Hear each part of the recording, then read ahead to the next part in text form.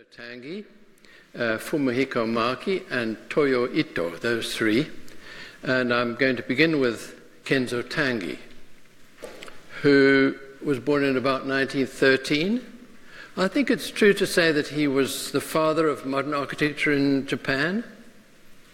And in his work, I hope to show that he did refer to tradition, although I don't think he would have admitted it, in two ways.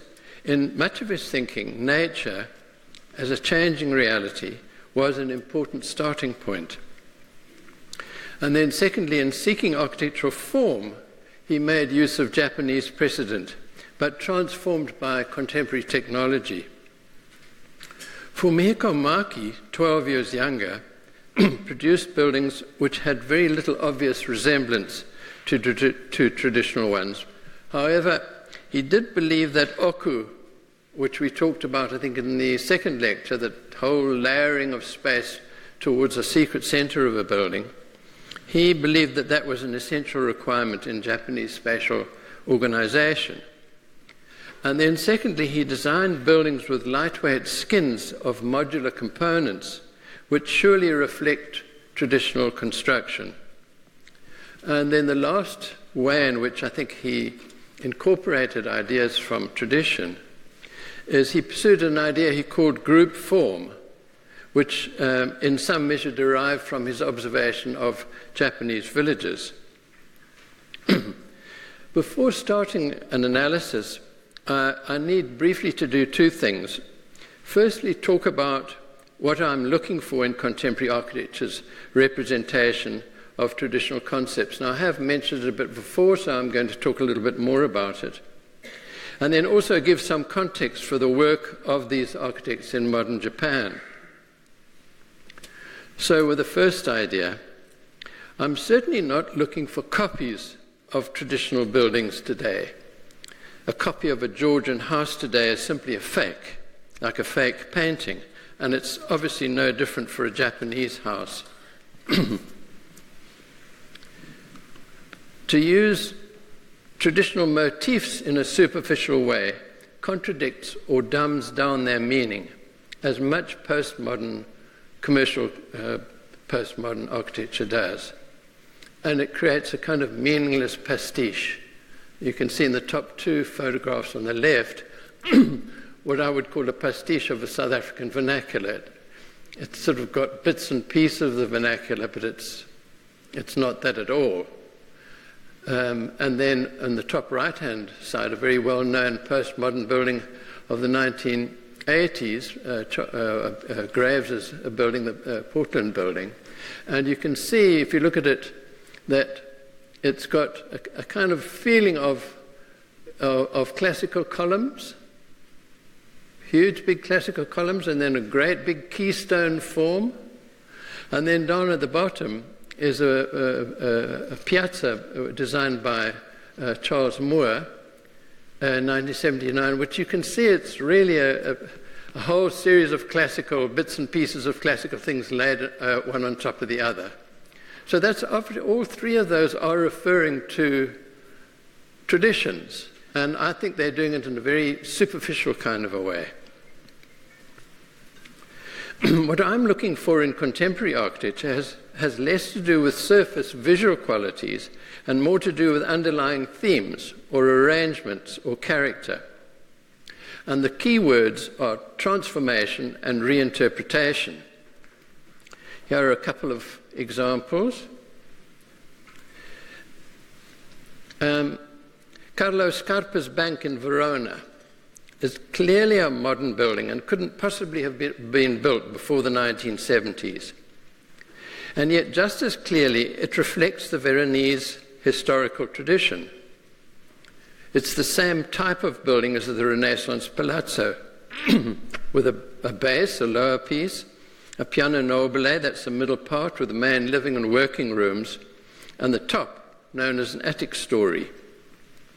But this is achieved in an entirely new and 20th century way. It's a reinterpretation of a palazzo type.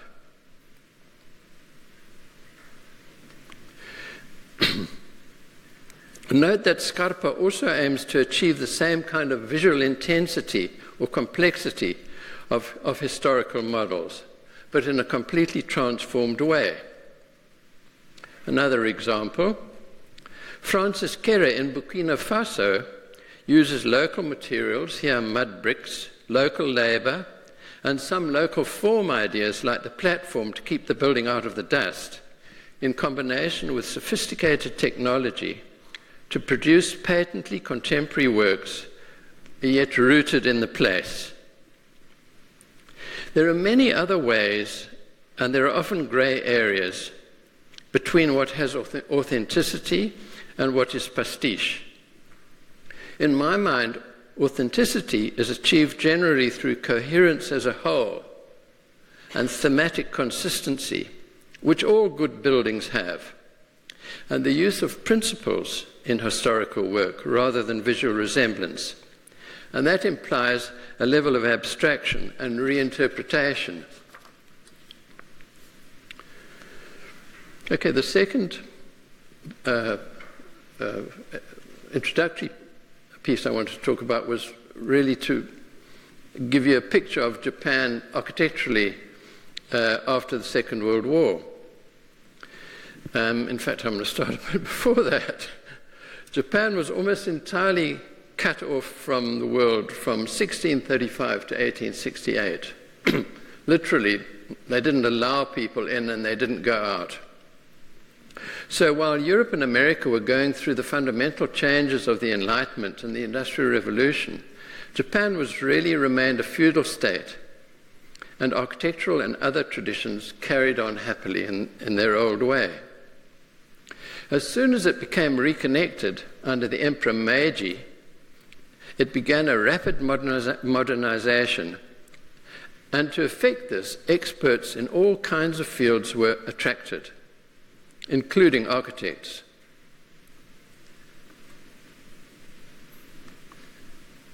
Francis Kere. So lots of very European-looking buildings appeared in larger cities, together with a number in a kind of a Japanese style, but in new materials and in planning arrangement, spatial quality and scale, quite unconnected with the kind of ideas that we've been discussing. They were connected primarily with the vigorous nationalism of the period. And it's interesting that when the Meiji Shrine was completed in 1921, it was superficially at least exactly in the traditional mold. It's a favorite place for weddings. At the same time, in 1923, Frank Lloyd Wright arrived in Tokyo to build the Imperial Palace, the Imperial Hotel. And the person he employed to supervise the building was somebody called Antonin Raymond, who was an Austrian educated in modernism in Europe. He set up his own office in Tokyo, which turned out a number of good quality modernist buildings, while it also acted as inspiration for, and, oh golly, that's not the right picture, that's it. Those are his buildings.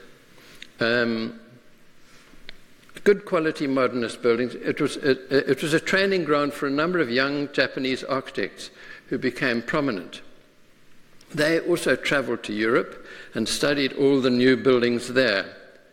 So mixed in with the nationalistic Japanese-style buildings were a number of the new rational method.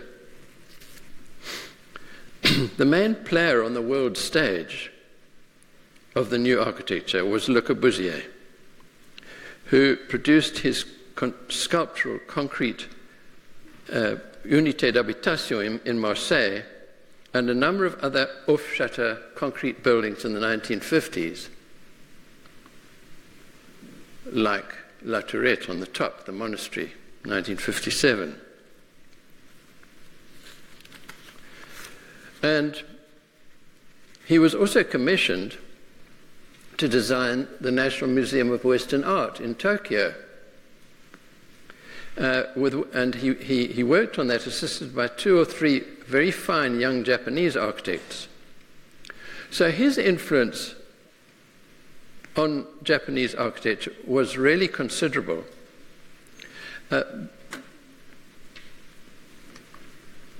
But even before that, a building was designed by Kenzo Tange, which made him prominent in 1951, the Hiroshima Memorial. You could see that it's an entirely modern building, which could be almost anywhere. Almost. But I think not quite, or everywhere.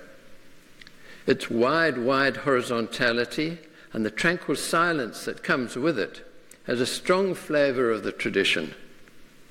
There's also something about its lightness and grace and the subtlety of rhythm in the facade, which seems to evoke memory of traditional work, and just compare it with the buildings below. It sits easily, too, in an architectural tradition that lifts buildings off the ground and touch the earth lightly. So that was his first prominent modernist building. In the 1960s and 70s, much of Tange's work was more distinctly Corbusian. So that you can see that's in the top left-hand corner.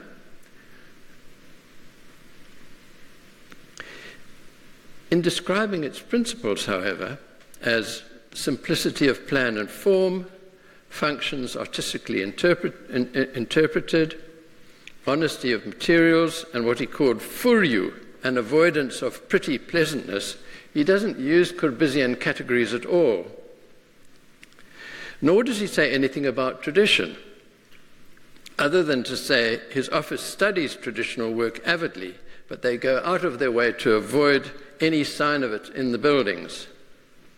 However, if I look at the building, the Kurashiki City Hall, I think there are a number of qualities that it has which refer to tradition. So firstly, there's a suggestion of a long horizontal roof, which doesn't appear in the Unité d'Habitation of Corbusier on the other side. I'll see if I can point these things to you. There, there, with a shadow underneath it that suggests the long roof. The building's off the ground, well, that's very Corbusian.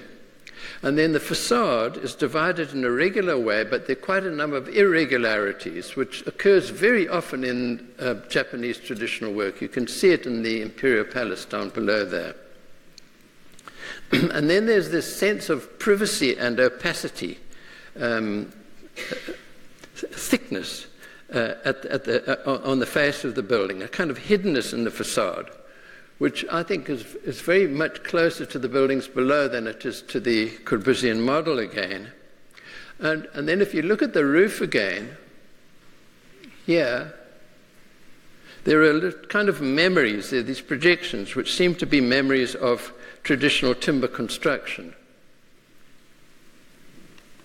So if you look at the corner of the building, it's rather a lousy photo on the left. You can see what I mean. There are all these little projections and things that stick out that are really very obviously referring to the old Japanese traditions.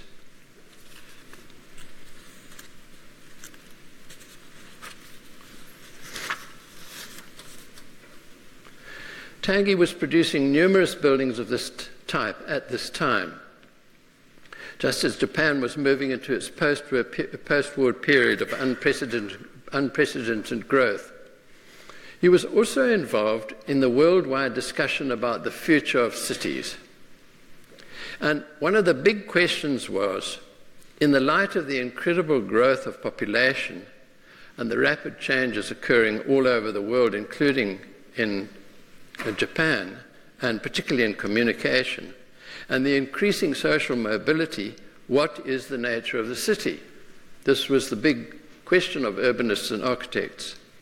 And if that's the nature of the city, what kind of architecture is associated with that?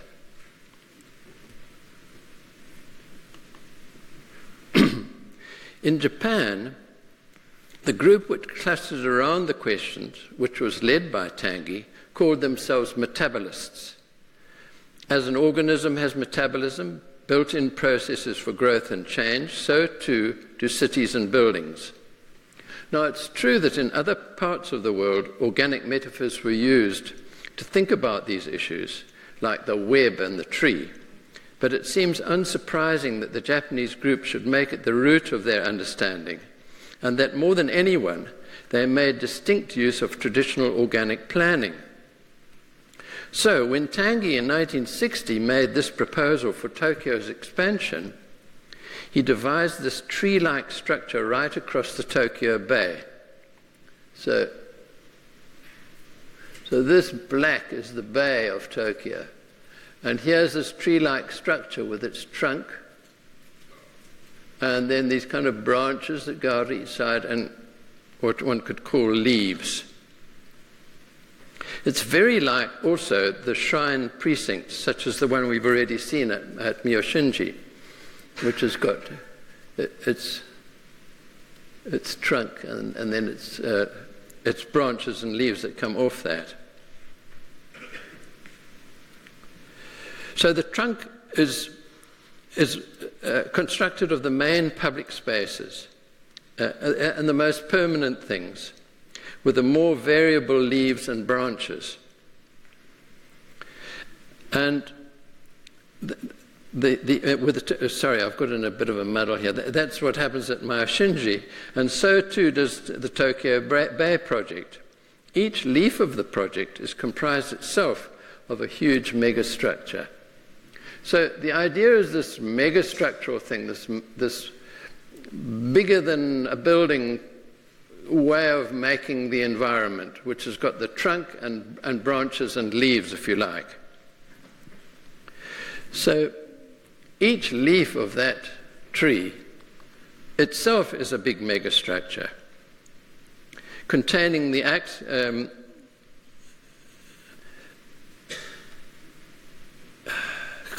containing the access ways to the units and all the services and all things permanent onto which the more transient and more variable living units were clipped. So if you look at one of these curvy buildings here, that's the megastructure, and inside there would be all the permanent things, and the structure would be permanent, but the little units would be variable. They would be clipped into those spaces. And the idea was that your own house would be a bit like a motor car, that when it got out of date, you could trade it in for a new model. It's also interesting that these giant megastructures are shaped a bit like Japanese roofs. There were other schemes related to the same discourse, which produced visions like these: buildings as vertical tree-like structures, with the trunk as a tower carrying the lifts and stairs and services, and branch-like horizontal protrusions cantilevered and populated with standardized changeable units. So it's the same kind of idea, but made like a vertical tree. Now, Tange built one of these for a broadcasting company in Tokyo on a small corner site. And he used exactly that same syntax of a core tower with theoretically changeable elements clipped onto the cantilevered branches. Do you get that picture on the building?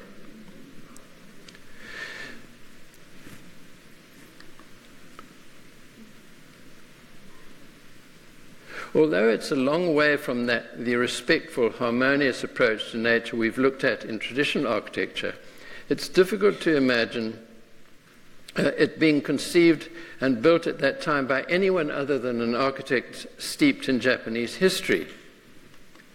And furthermore, I don't think it's far-fetched to make another comparison.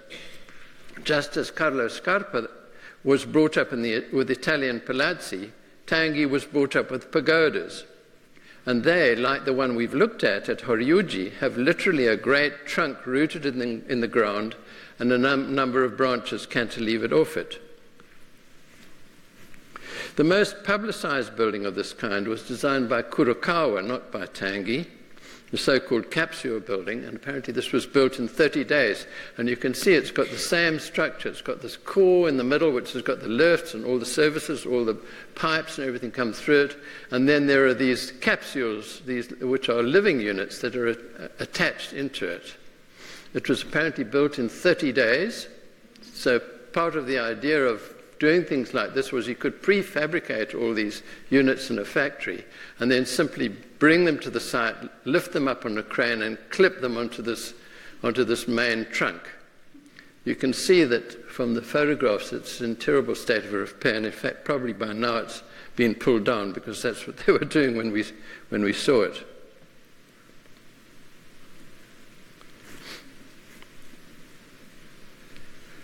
Earlier in the week I said that whereas in Italy the wall predominates as a means of expression, whereas in Japan it's the roof, although pagodas and castles show that it's possible to use roofs, it's not something that has been taken up in multi-story buildings. But from the 1950s, a number of lower buildings kept the roof as a strong dominant element, like the older Taniguchi Yoshiro's National Museum building in Ueno Park in Tokyo is one, where to my mind, although using in concrete a general form of building and details which traditionally would have been in timber, nevertheless avoids being a mere copy by slightly abstracting details and by using proportions related to the nature of concrete. Kunio Makawa, who was one of the architects who helped Le Corbusier on the museum, also worked with the roof idea in this Metropolitan concert house. He uses this rather beautifully shaped curved roof element carried on pillars, while the walls, like traditional ones, are made of light and varied screens. Tange designed in the 1960s two, I think, extraordinary roof buildings, and the first of those is St. Mary's Catholic Cathedral. It's a great stainless steel cross-shaped roof, settled like an elegant, glistening bird among the drab buildings of its surroundings.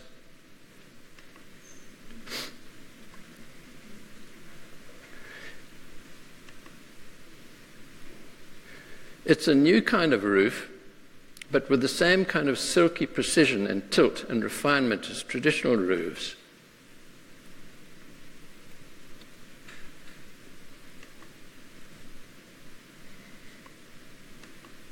Its bell tower is quite unlike a pagoda, but with its topmost spike or finial, it is also somehow reminiscent too.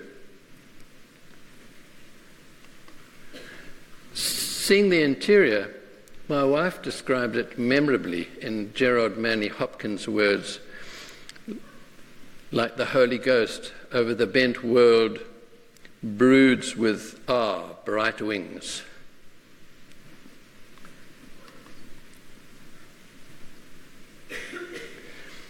The general character and atmosphere created by the rough concrete finish and stone floors and sparing use of light, natural light, I think is also not that dissimilar in character from the dark, rough timber interiors of Buddhist temples.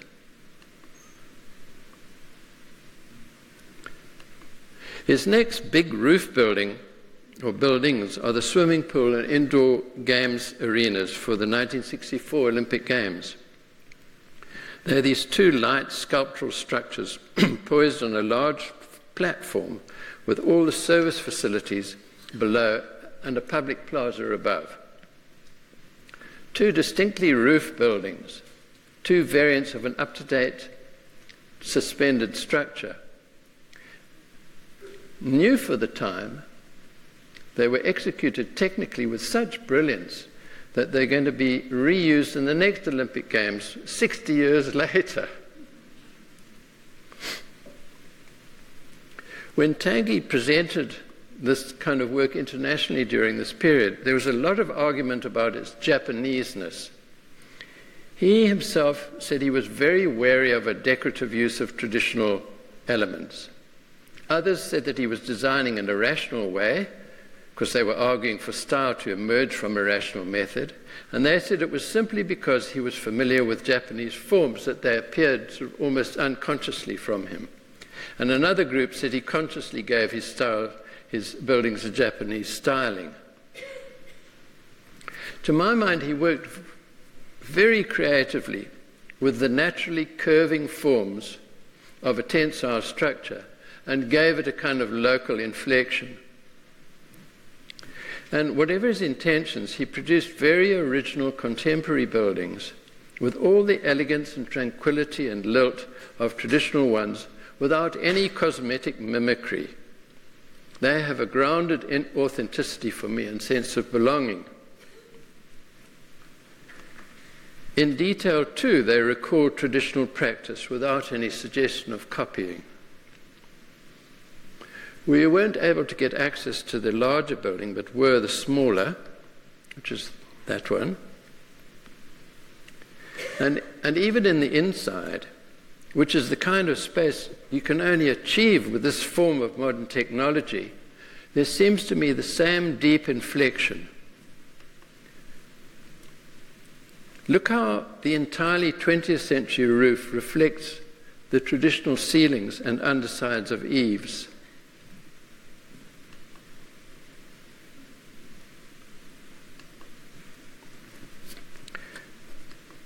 Underneath the seating, in the space connecting the public toilets and other facilities, there's the same quality of elegance, as well as a memory of old stone walling. So in summary, with Tange, I think it can be said that despite his reluctance to admit it, he worked, although in a very different way from tradition, with the idea of building as part of nature. And he also used memory of traditional forms in an entirely new way and with completely new construction. Fumihiko Maki worked under Tange on numerous projects like the metabolist one, but he developed his own very substantial practice, and his best work is imbued, as he intended it to be, with those three locally rooted concepts. Oku, the idea of deep layering, of movement towards a secret center, the perfection of a building's crafting, particularly with lightweight materials, and this concept of group form. So this building, the Tepia Science Building, you can see immediately the kind of feeling of hiddenness and opacity again, and the depth of layering at the edge. At the ground floor and just below the roof, there are these deep setbacks, which suggest a narrow band of space around the outer edge of the building.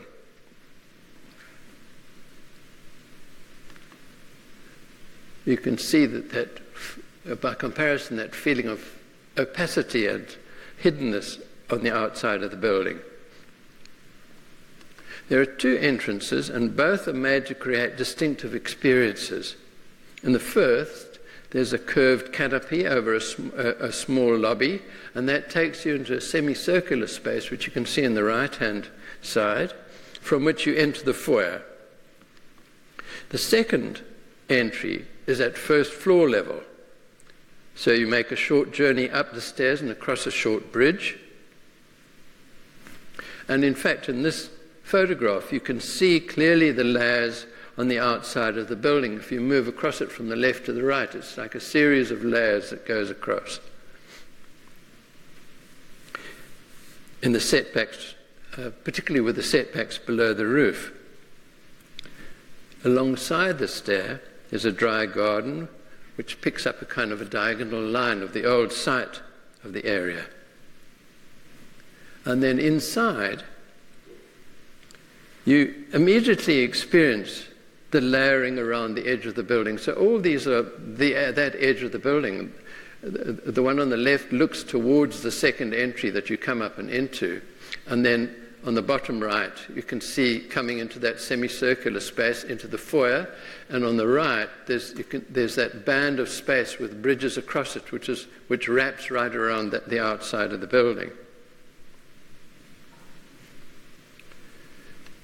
The building's superbly finished in light, square, modular panels.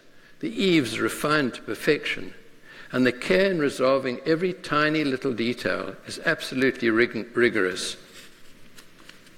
So even to the alignment of street pavings with elements in the facade.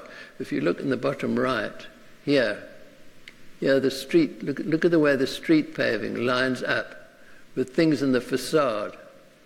It's incredibly accurate and precise detailing. So as in traditional buildings of timber, mud, paper and bark,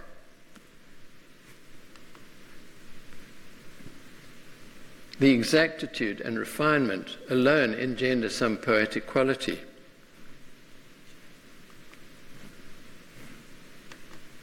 The spiral building goes a step further. It too is made up of spatial layers in the facade. So there are translucent screens. There's an opaque skin of the same square module as at Tepia. There are transparent screens, and spaces are hollowed out of the volume.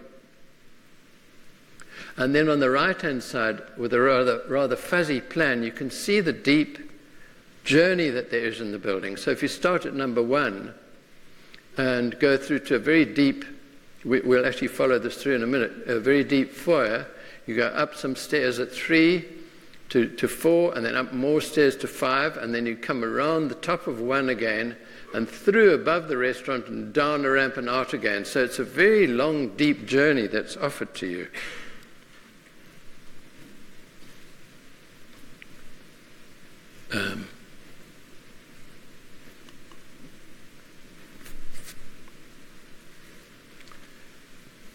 Right, the entrances, where are we?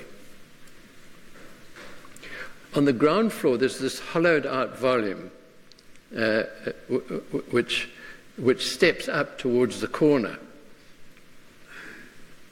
and in a colonnade. And visible above it, there's an interior space which you can also see stepping up to the corner.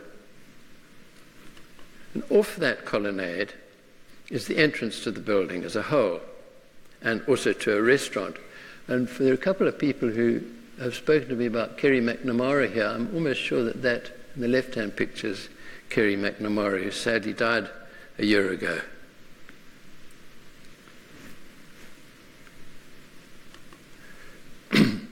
Note again the absolute precision of the detailing, with everything made, in a sense, sensitive to your fingertips.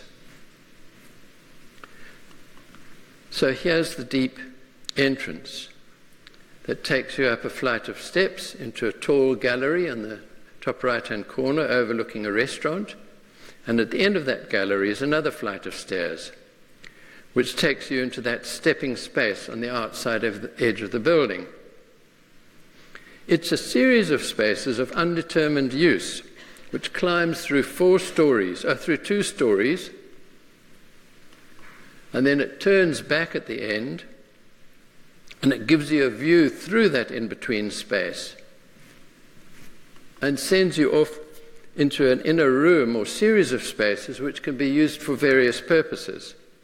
I've seen it used as a large shop like it is here, as a market for small outlets, and as a change room for models in a fashion show.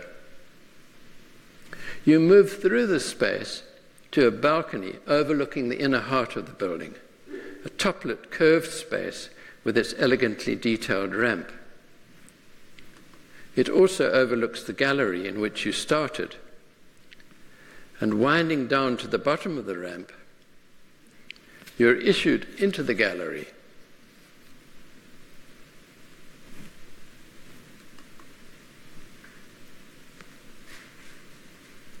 which you can see is raised above the restaurant.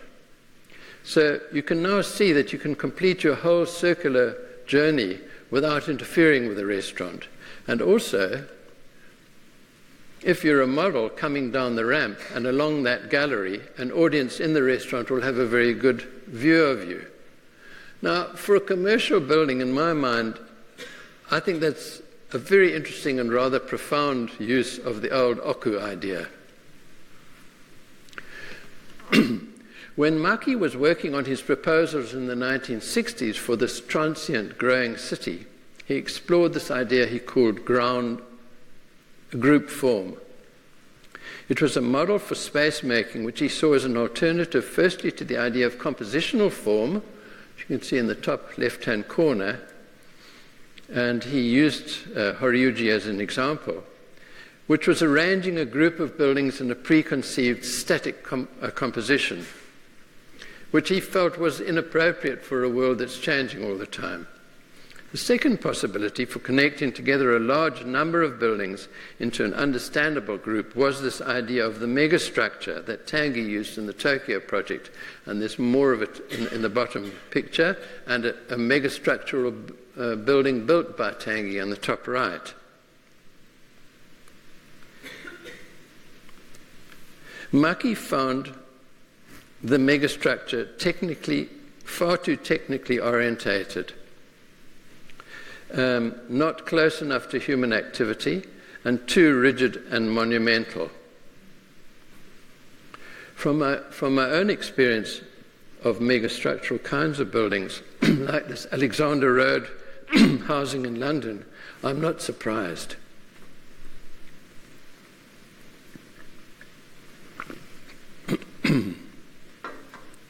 In fact, I always feel so pleased that I never had a chance to work on one or build one, which I would certainly have loved to in the 1970s. Having said that, Neve Brown, who designed this place, has just been awarded the Royal Institute of Architects Gold Medal for his contribution to architecture, and interestingly that was supported by a lot of people living here, so I find this a most dreadful place, but presumably some people like it. Maki's alternative was this idea of group form. And the idea was associated with the traditional Japanese village, a clustering together of similar types of building around a structure of social spaces. The social spaces can vary in relation to the topography or to a change in function, and the buildings can vary a little in relation to their particular site or the needs of their occupants. But the type should be consistent, as should be its connection with the social spaces. It's a way of describing almost any pre-industrial urban settlement. And through it, buildings could be added or removed, or one group attached to another in a very easy and organic way.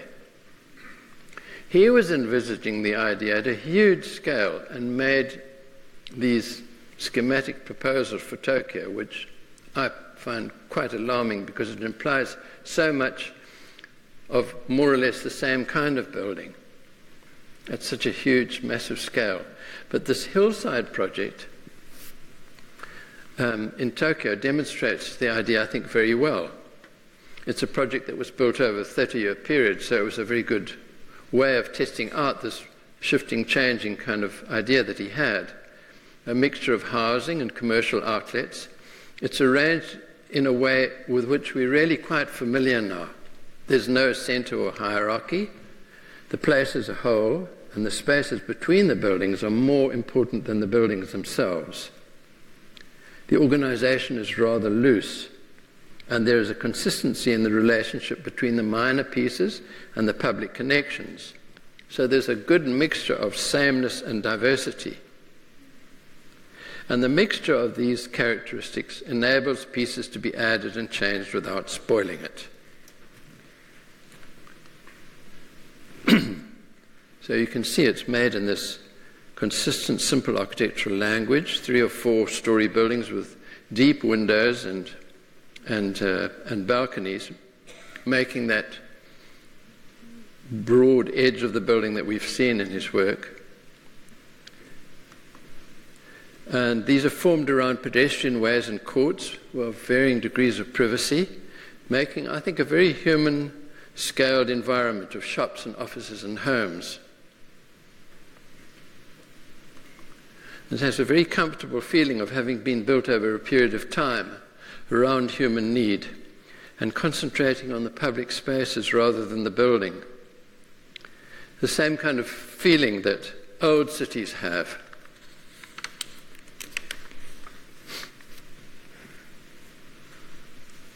I think it will have become clear that the kind of reflection in contemporary architecture of long-standing traditions that I find interesting and would promote is at a fairly abstract level.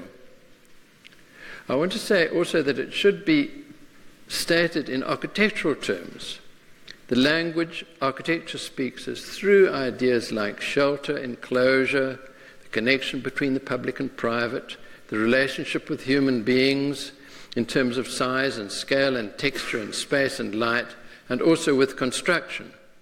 Small pieces of it, decorative pieces, can speak more literally, such as the animals at Nikko, or the gargoyles of a Gothic cathedral, or the clouds around a window in a Sutu homestead. I say this because in the global freewheel of today, there are extremely talented architects whose buildings speak in a much more literal pictorial terms. A building like a fish, or like a tree, or like bubbles. And Toyo Ito is one such architect, at least in some of his work. So this is the Todd's building in Tokyo, which is in a street lined with these lovely, what are called zelkova trees, that have a distinctive branch structure, and he designs it to look like a tree, literally. He does it very elegantly, using the capacity of Japanese technology to its limit.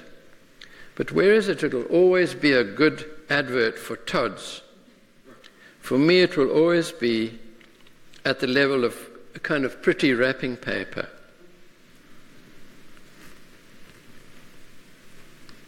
It works best at ground level, where at least there's an association between inside and out. But above that, the branches have no connection with the floor levels or the corners or anything else. So some of the rooms must have windows at the floor level and others right up at the ceiling. I find that rather meaningless and not worth a second visit. The same is true for the Mikimoto building. Mikimoto is jewelry, pearls, and the origins of this building are in the bubbles that go up to the surface from pearl divers. So again, a reference to nature, but very literal. Again, it's superbly engineered. 2 plates of steel are welded together with spaced plates, with spacer plates, a bit like corrugated cardboard. And then this whole thing is one welded steel piece. It's an extraordinary piece of technology that's strong enough to avoid internal columns, and also to enable them to cut out these strange-shaped, bubble-shaped windows. So it's very refined and beautiful, but in my view, a bit shallow and not worth a second visit. And it's also unconnected with people, except for display at the ground level. I don't want to be too unkind to Ito. He's actually a very inventive architect, and he's produced a large number of diverse buildings, and they're not all in this mold. But here, in his reference to nature, I think he's completely wrong-headed.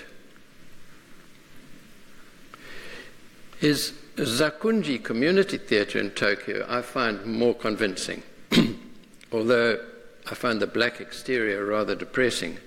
But it conveys clearly the kind of enclosure you need for theatre, the shelter you need at the entrance, and the column for advertising, and the curvy roof reflects the tensile structure which goes over the auditorium spaces inside. And here the references to nature are more abstract and appropriate. The stars are there to create something of the magical world that we might expect in a theatre complex.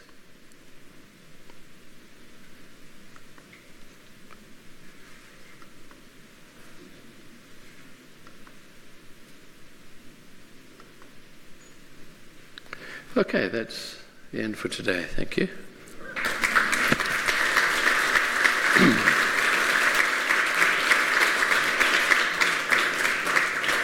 Are there any questions?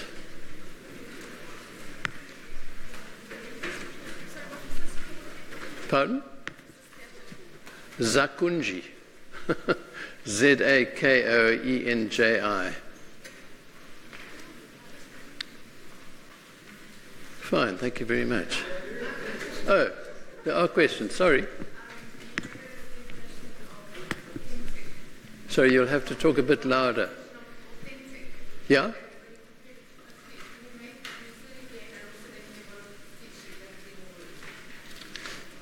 I didn't get too much of that. I think I'm slightly deaf. But you...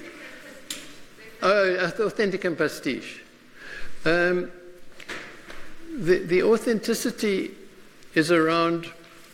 Well, let's start with the pastiche. I think the pastiche is where you take traditional elements and you use it in a kind of cosmetic way. So you put it almost on like lipstick in a rather superficial way. Whereas the more authentic things are, I think, are really where you go to the principles of something. So, for instance, with Maki, for instance, although you might not find him a very sort of exciting architect, he uses that idea of oku, of a layering of space, so he uses that as a principle, but it's not used in a kind of a literal way that it looks like a Japanese building. But it still means that when you go into the building, you go through that sequence of spaces in much the way that you would in a traditional building. Now, I think that's much more authentic than when you make a building look, have a curvy roof, Yeah. I mean, you might disagree with me, but that's what I feel about it. Yeah.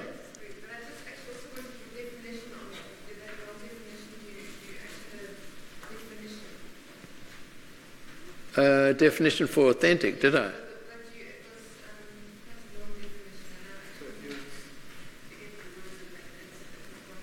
Okay, well, I hope it gives you some better idea. Yeah? Coherence. Okay, I mean, if something's coherent as a totality, so you get some buildings that seem to be a mishmash of things all put together. Whereas you get other ones where you can sort of sense that there's a diagram behind it. There's a basic guiding idea, like a musical theme, if you like, behind the building. And then there are variations on that. So I think that any contemporary building, or any building, in fact, needs to have that broad guiding idea in it, and then it can make these variations inside it. Whereas a lot of contemporary buildings either just have an idea but no variation, which is a little bit like Ito's doing it. It looks like a tree, but then when you go inside it, you get into these funny rooms with a flat ceiling and these odd windows on the side.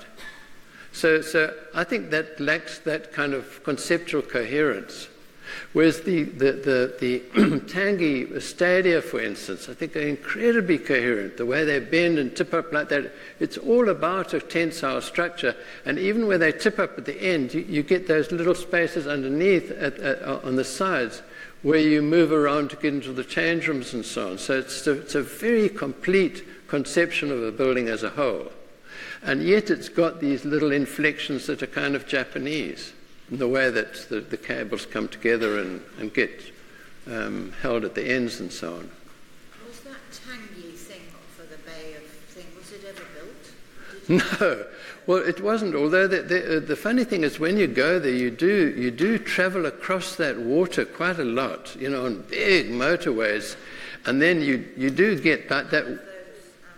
Yeah, there aren't any of those, but that sort of square blocky one that I did show, that is in fact right there. So although the idea wasn't taken through in a fully, so there are elements of it that show up, I think.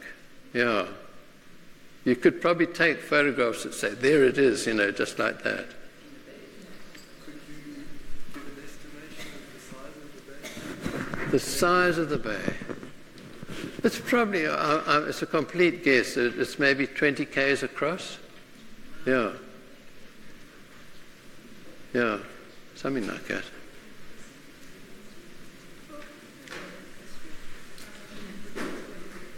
Hello? Yeah? Some of those facades are very blank, and The facades are. Yeah, there are deep areas where the light obviously can go in. Yeah. How light are they? Because it's not paper anymore. No, it's true. They are rather dense, but you know, the old ones are dense too, aren't they? On the outside. So there's quite a lot of darkness in Japanese buildings, old ones and newer ones. So do they get? I mean, concrete doesn't let any light through. No, but Have artificial. they have, yeah, and then they also have light that comes from above. So the one with the ramp, for instance, had a lot of light coming from above. But even that one, the parts of it are fairly dark inside.